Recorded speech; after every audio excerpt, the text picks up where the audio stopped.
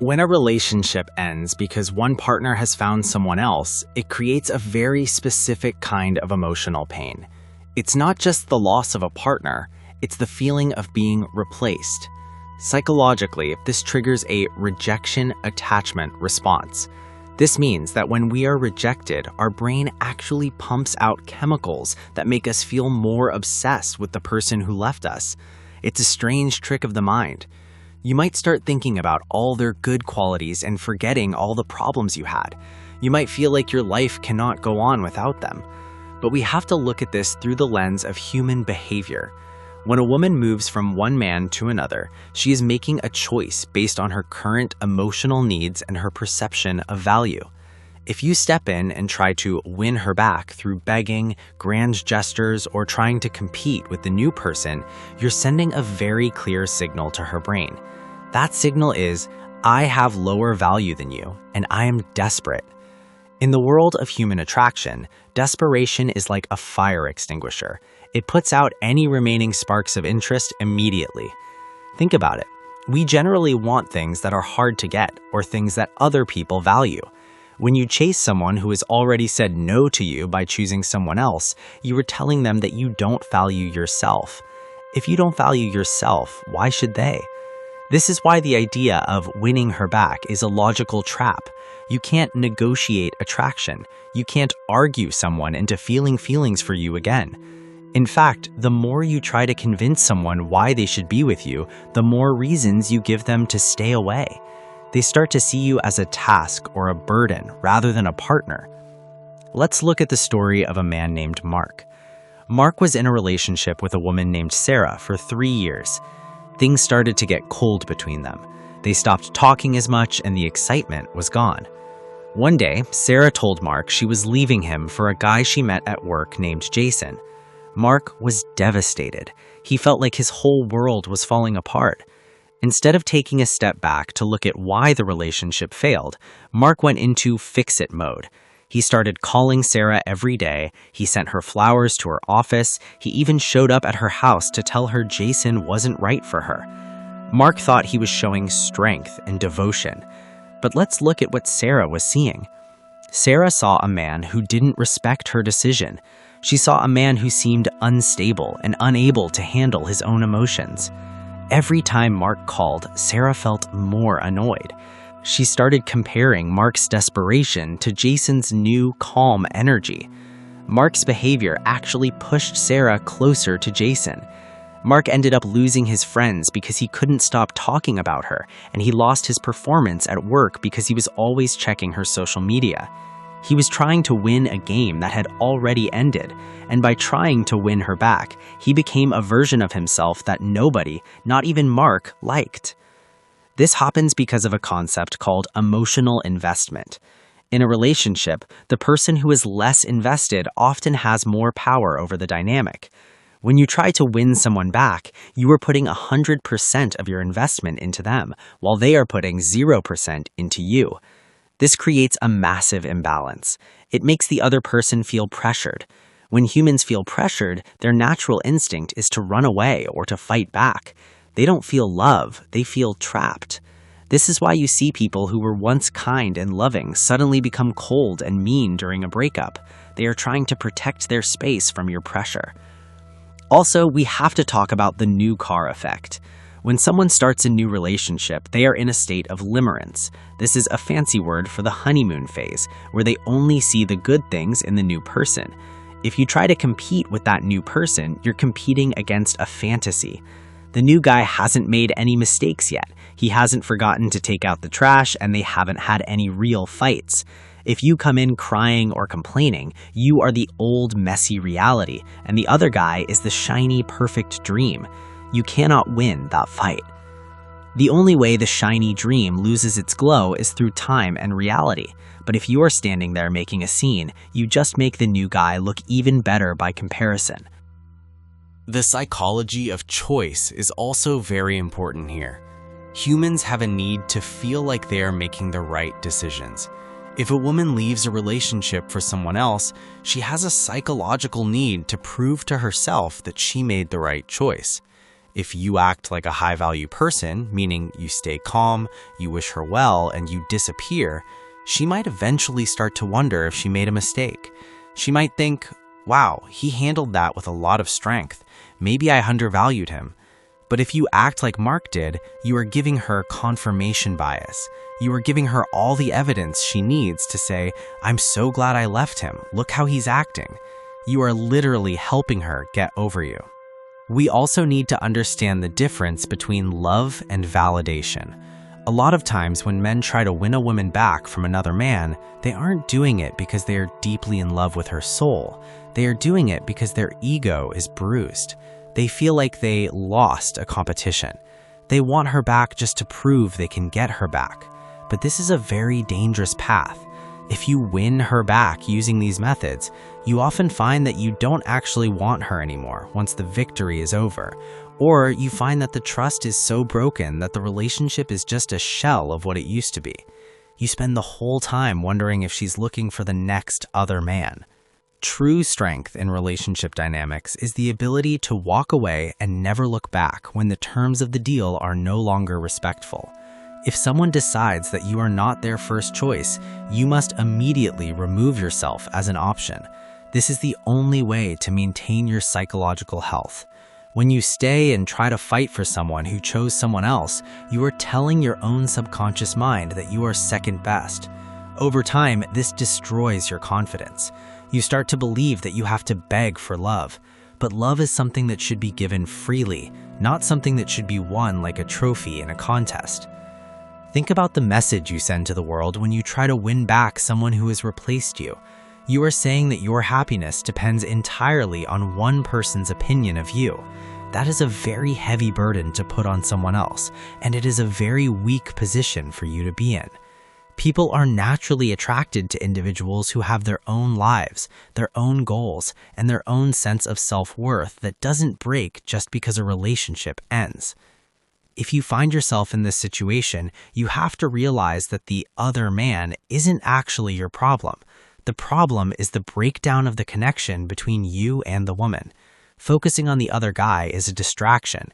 Whether he's better or worse than you doesn't matter. What matters is that the woman decided the connection with you wasn't enough to keep her there. By trying to win her back, you are ignoring the fact that she has already walked through the exit door. You are standing at the door knocking while she's already miles away down a different road. Instead of looking at how to get her back, we should look at what your behavior says about your internal state. Are you afraid of being alone? Do you feel like you won't find anyone else? These are the real issues. When you solve these internal fears, the urge to win her back usually disappears. You start to see that there are billions of people in the world. You start to see that a relationship where you have to fight another man for a woman's attention is not a healthy or stable environment. We also see a pattern where people try to use logic to get someone back.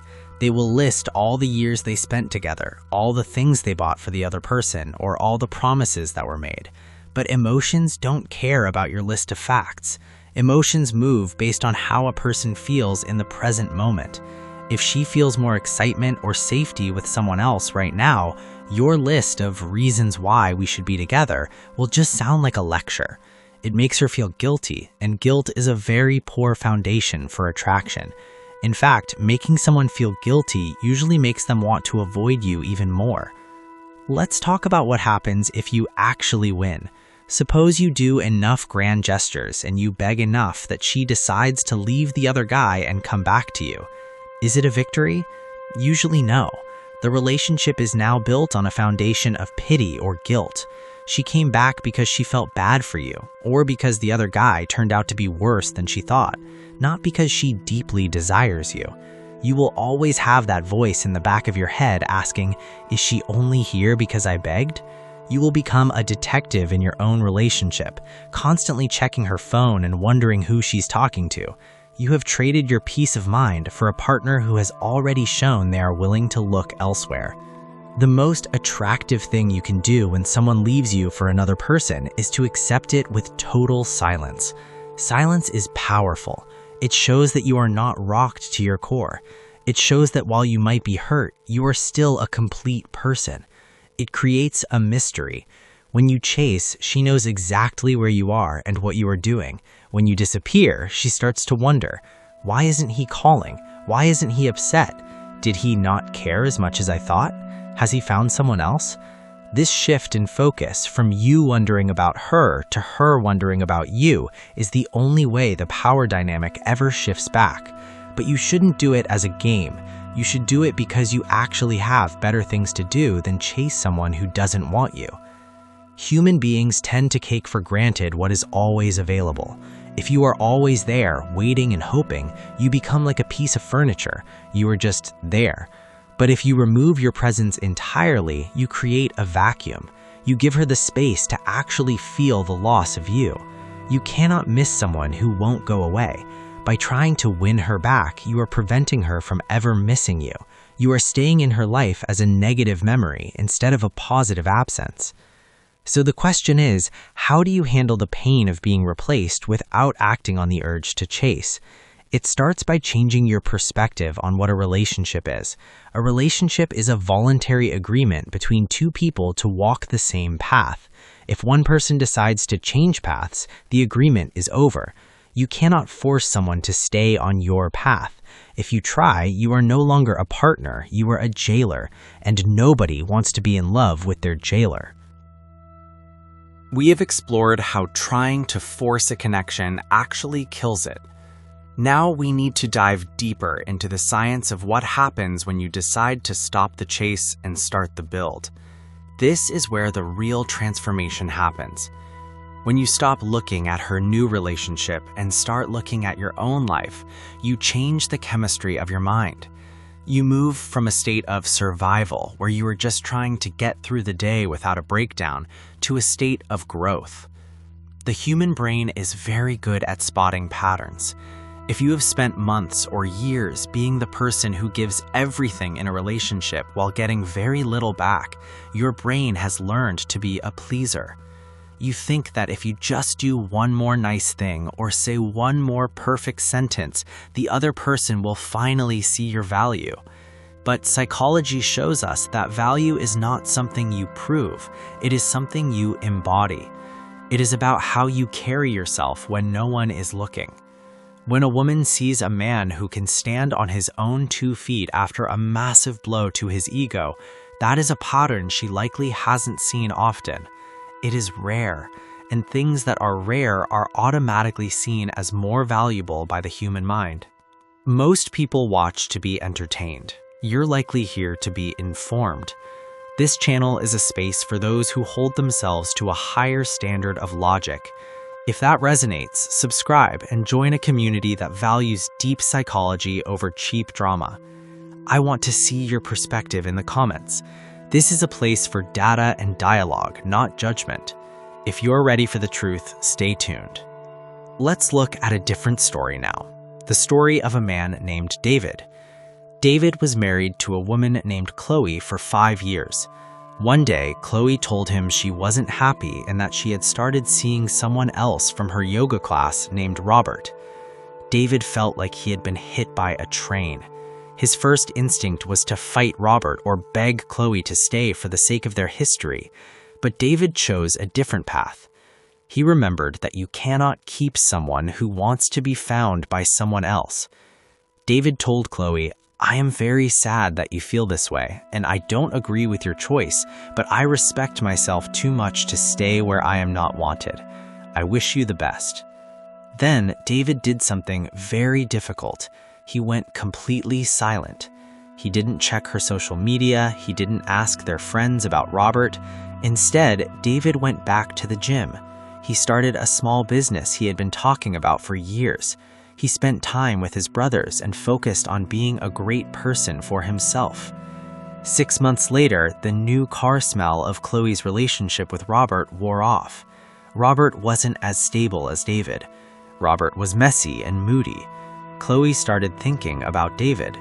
She looked at his social media and saw him looking healthy, happy, and successful.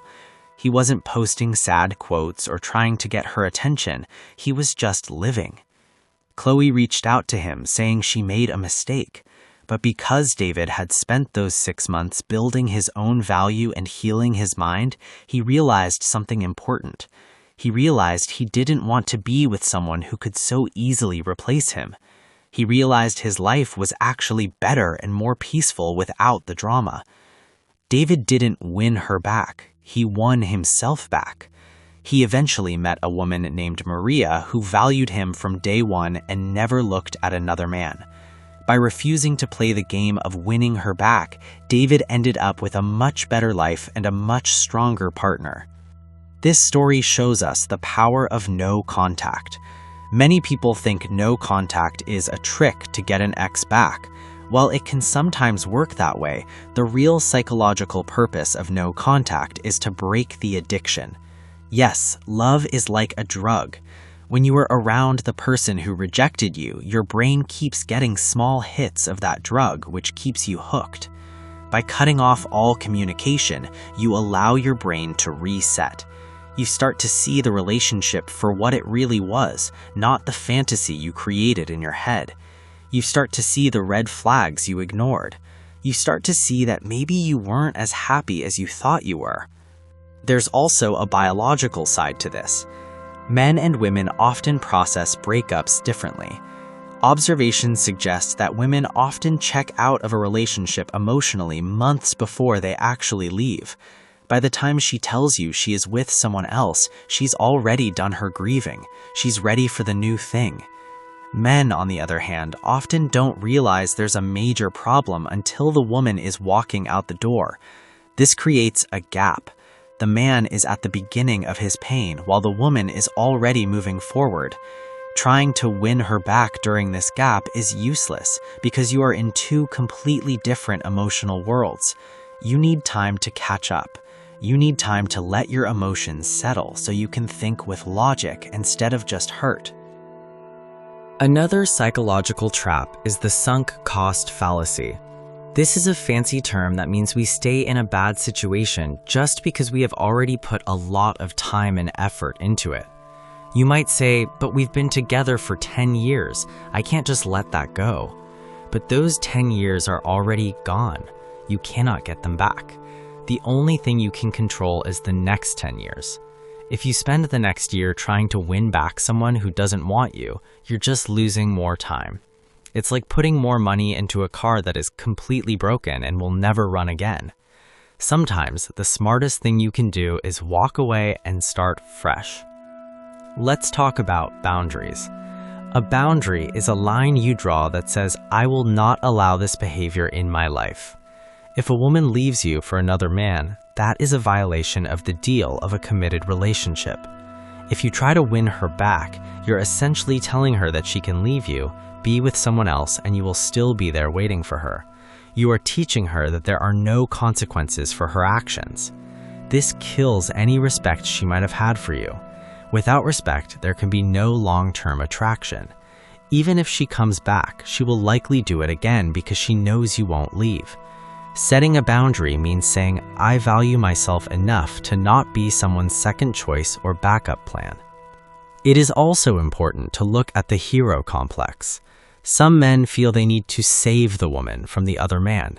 They think, he's a bad guy, he's going to hurt her, I need to show her the truth. But here's the hard truth of psychology. People usually have to learn their own lessons.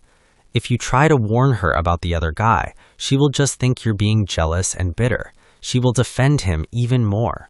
The best way to show her she made a mistake is to let her live with that mistake. If he really is a bad guy, she will find out soon enough. And when she does, you should be so far ahead in your own life that you aren't even looking in the rearview mirror. We should also reflect on the idea of hypergamy. This is a term used to describe the tendency to look for a partner who has higher status or more resources. While this isn't true for every single person, it is a pattern observed in human mating. If a woman perceives that another man offers more, whether that is more emotional excitement, more financial security, or more social status, she may feel an instinctive pull towards him. If you try to win by arguing, you're showing low status behavior. High-status individuals don't argue for their worth. They simply exist and let others decide if they want to be part of that greatness. If someone decides they don't, the high-status person simply finds someone who does. One of the most important things you can do for your mental health is to stop pain shopping. Pain shopping is when you look at her Instagram, ask friends what she's doing, or drive by her house. Every time you do this, you are reopening the wound. You are keeping the trauma alive in your brain. You are staying stuck in a past that no longer exists. To move forward, you must be disciplined. You must block, delete, and remove. This isn't being childish, it is being protective of your own mind. You wouldn't keep touching a hot stove that burned you, so don't keep touching the digital life of someone who replaced you. Many viewers ask, but what if she was the one? What if I never find someone like her again? This is a scarcity mindset. There are over 8 billion people on this planet. The idea that only one person can make you happy is a fairy tale. In reality, there are thousands of people you could be happy with. The reason she feels like the only one is because of the chemicals in your brain and the shared history. Once those chemicals fade and you start meeting new people, you will realize that there are women out there who are more compatible with you, more loyal to you, and more excited to be with you. When you focus on self-improvement, what many call leveling up, you shouldn't do it to make her jealous. If you go to the gym just to show her your new body, you are still living your life for her. You are still her slave in a way. You must do these things for yourself. You must want to be healthy because you value your life. You must want to be successful because you want a secure future. When you do it for yourself, it creates a different kind of energy. It is an energy of abundance. People who have an abundance mindset are naturally attractive because they don't need anyone.